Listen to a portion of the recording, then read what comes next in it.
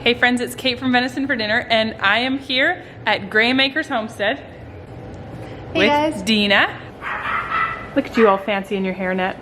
Hello folks.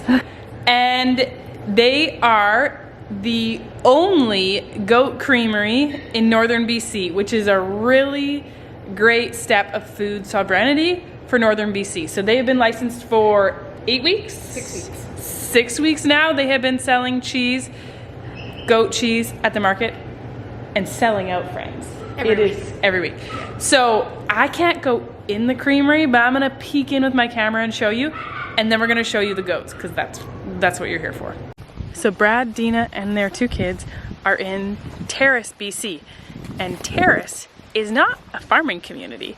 They're literally like just right out of downtown. They have this really neat 9-acre farm. They have pigs, chickens, goats, ducks. Do you have geese? No geese. No geese. Rabbits? Do you still have rabbits? Oh yeah, we have rabbits. A ridiculous little dog. Hey Sparky, come here. A ridiculous little dog. Garden dog. Alright. So this is like the creamery itself. In the sea can here. It's pretty neat. Yeah, it wasn't done when we got here. No. When we were last year. Right? And so we take that to the, of course, to the farmers market, and then all the bits and such kind of get left out here. And then this side here. Sparky, stay. You can't come in. Hey, no, you're not coming in. Sorry. This is the ante room. There's a lot of food security and cleanliness involved here to make sure that everything is a safe, controlled. Come on. I can step in here? Yeah. Okay. And then this is the ante room, kind of that safe place before you go into the creamery. And even though I'm not going to touch anything, it's just good to have good hand sanitation. And is this where you package cheese? No, No. everything, nothing. Everything's in there? Everything stays in there. I was just looking at your label. Yeah, so I do all the label writing in here to keep as little contamination of the creamery itself. I'll do everything in here first and then bring it in as I need it. Is this truffle salt? That's truffle salt. Mmm. And then the honey from the farm. Oops, sorry. And so I'll turn the lights on, and so you can see through in here. Okay. I can't walk into here. No, but you can see right there. And so right now I've got the cheese from yesterday still drying out. Okay. Almost So that's how ready. it strains in those bags like that? Yeah, it strains in the bags over a mat, and then we collect all the whey for the pigs. So there's very little waste that happens in the creamery. And then this is a pasteurization station. So this isn't raw cheese? No. It is illegal to sell raw cheese under 60 days age? Correct. Yeah, so all of the product in here has to be pasteurized. So we use a vat, a 16-liter or 4-gallon vat, Yeah. with a chart recorder. Those are the probes, and then everything gets cleaned and sanitized. So right now it's a dirty room on the ground because I've been draining the whey. Then we'll weigh it tonight, salt it, and then it goes into the fridge. And then a full deep clean happens in here. And then the following day, tomorrow, we start again. I'll start pasteurizing the milk, then we'll culture it, let it ripen and get those beautiful curds. And then after 24 hours, then we drain them into bags, and then we turn them into beautiful cheese. Each tag, so we know which batch is which. They all get their own color coordinated tag. So this is A, B, and C, and that way then if there's ever a problem, I know what batch we brought it from. So this is the cool thing with the small micro dairy is that we can control small volumes. We don't have to, if something happens to say batch A or B, I don't have to throw up the whole amount. So this is it. A little remodeled sea can, and everything is washable. We've got a HEPA filter so that nothing gets in, and then this is the product exit door. So literally everything comes in, pasteurized, drains, and then goes out. So there's a nice little flow that happens here. Yeah. Do you feed grain to the goats or just alfalfa pellets? We do a mix of barley, and like cracked barley and alfalfa pellets. Barley for the energy, alfalfa for the protein. That's a nice combination. Right? So there is a lot going on here. You have a lot going on in your. This is an urban farm. This is an urban farm. We live right in city limits. Yeah. So there is a garden going on there. She's got an epic pumpkin patch. Right. We got our pigs over there. We got 5 pigs. There's pigs in there? I can't even see them in there. They're forest pigs or something? No, they're in an enclosure. We'll go see them behind the. They're behind. They're hidden behind the pumpkins. Yeah. And some hilarious little ducks. We haven't had ducks in a long time. We like ducks. It's the freezing water and ducks that's interesting. Yeah. They're. Hello. They see us and they're like, oh, food. More garden. Your sunflowers are ahead of mine. Right? But sometimes you just gotta plant the seed. You're just ahead of us season wise. What's your zone, growing zone? I want to say 4 to 7. 4 to 7? Yeah. Depends on where you are in Terrace. Okay. Really We're a variable. 3, but some people are a 4. Yeah, well, we get up to like a 7A, I believe, in some areas. So the pigs are in here. These like a Tamworth cross? Hereford? Hereford. Hereford. We did Herefords once. We liked them. They're fun. I'm surprised they're not eating the pumpkins coming in. They will, once they kind of... So they come in far enough? Yeah. They know it's feeding time. Hey, piggies. You got a lot of goats going on in there. We have 14 milking goats. One that hasn't kidded yet, so technically 15. 15 mature females. Yep. And then we've got 22 goat kids. Okay.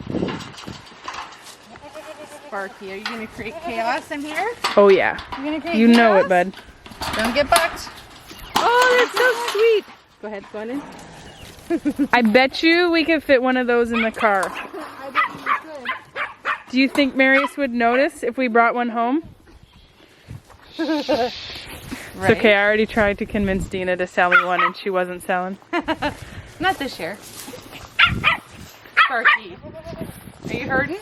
Are you hurting everybody? They all look so good. They're nice coats, nicely filled out. Come. Nice healthy goats. Right?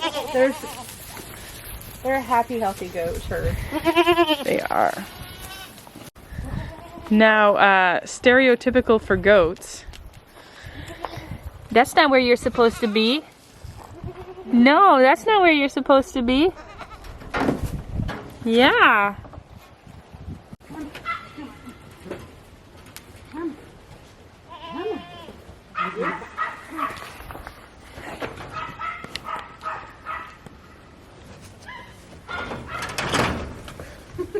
So forever ago, I did show you guys this, but this is the milking stall. She's now got a second milking stand so that 2 can be milked at once.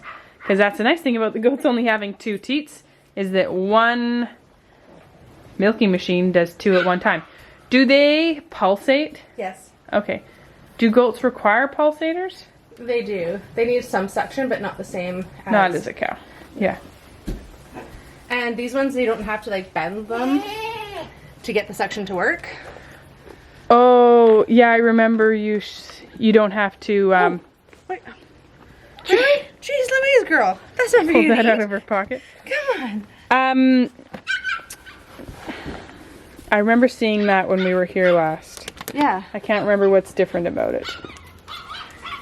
So the cow one, like you have to like flip them down so that they pinch off to build the air pressure. The air pressure builds in the can because it's not a belly milker, so to speak. And then you just put the suction cups on the teats. Yeah. Hey, Stella. Hi, goat. Yes, don't worry. I'm not ignoring you. Okay.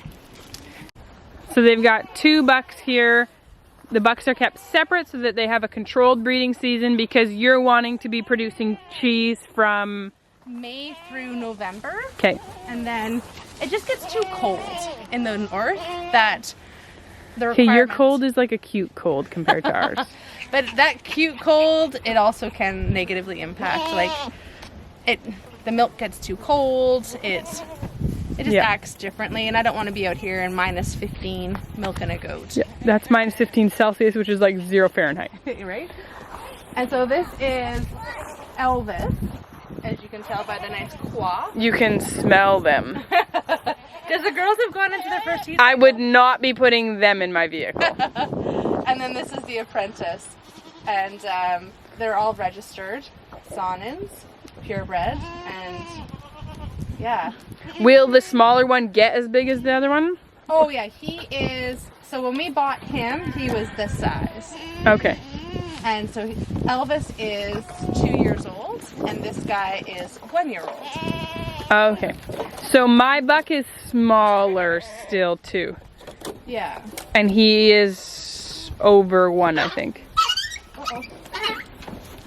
Okay, dude. Melanie, you need to get him out of here. He's got an impressive rack for 1-year-old. Right? So this is the challenge when sometimes you dehorn an animal, it doesn't turn out well. Yeah, it doesn't and this actually. is the result of it. So we've had to do, like, the other day, hi sweetheart, we actually had to cut his horn because it was digging into his skin. Yeah. And so as a farmer, first generation farmer, you're like, huh, how am I gonna do this? So we had a cow once that only had 1 horn due to improper dehorning, and it was going to grow into her face, and we had to cut it. Yeah. That was really fun. It's not easy, right? We were really fortunate. We had friends. We didn't have a squeeze, and we were just going to do it in the milking stall. And then a friend of ours was like, you know what? He was going to come and help.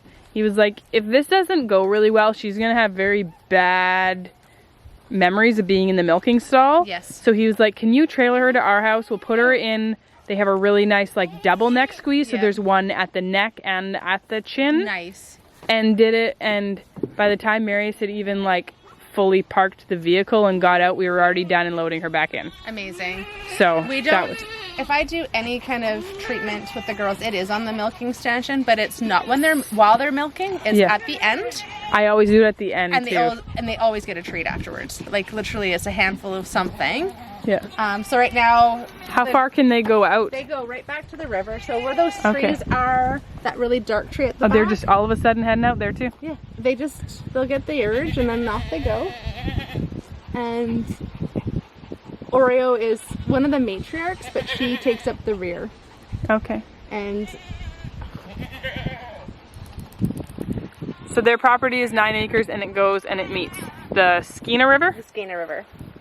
I have a hard time with rivers and salmon varieties. Right? I'll be like, what river is that again? And my boys will be like, the Bulkley, of course. Oh, right, yeah. Oh, hello.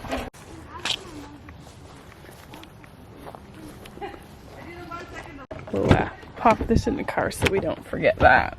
The compost pile and just threw the pumpkins in there. That's all that is. That's all it is. A compost pile. My mom was told that vegetables grown in straight up compost piles will taste bitter. Except for pumpkins. Except for pumpkins? Yeah. So she has squashes growing in them, not on purpose. Right? Oh, the borage everywhere. I know how that goes. Oh, planted it 1 year. Never planted it again. I did until Marius turned it all into raised beds, and now I don't have it anywhere. Oh, that's okay. Apparently it's an invasive weed. It is. What is this weed?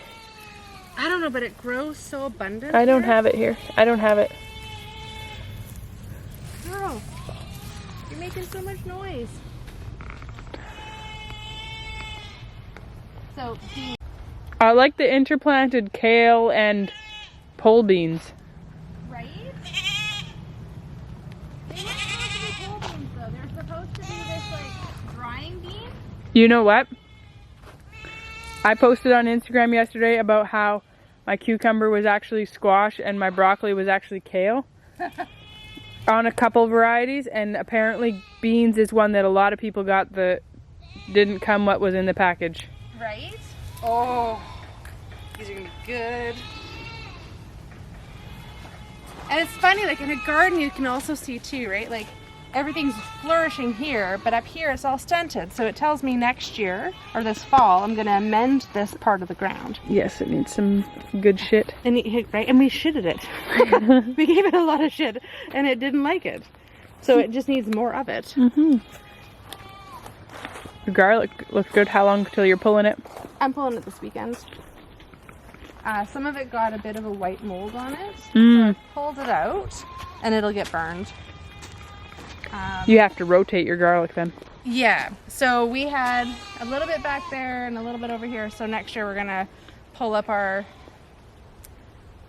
pea and bean trellises, and we'll just put them over here, and all the garlic will go over here. I like the white man overbite. It's like trying to deliver a goat kid, pulling up the potatoes.